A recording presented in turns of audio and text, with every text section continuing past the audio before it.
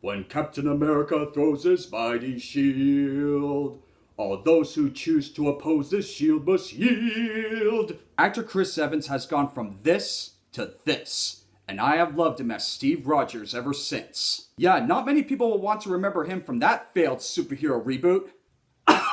Steve Rogers, aka Captain America, is probably my favorite superhero of all time. Well, one of them. Why? Because he stands for most of the morals that our country has lost from over the decades. So what is the story of the first Avenger?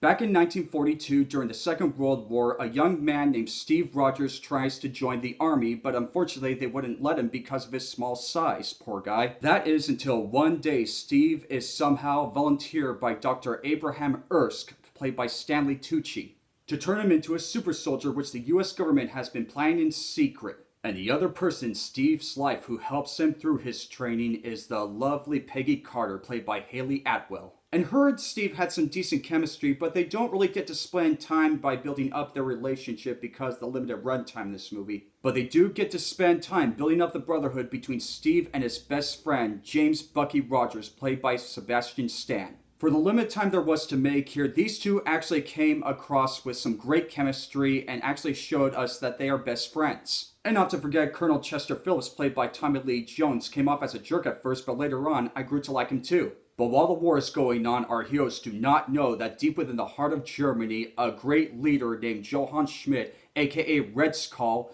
is devising a weapon made from the Tesseract in order to wipe out all the people who stand in his way in order to seek world domination. And it's up to them to stop this guy by any means necessary. Now, not everything was exactly perfect in this film, but I will give director Joe Johnston credit for making beautiful cinematography. I mean, look at it.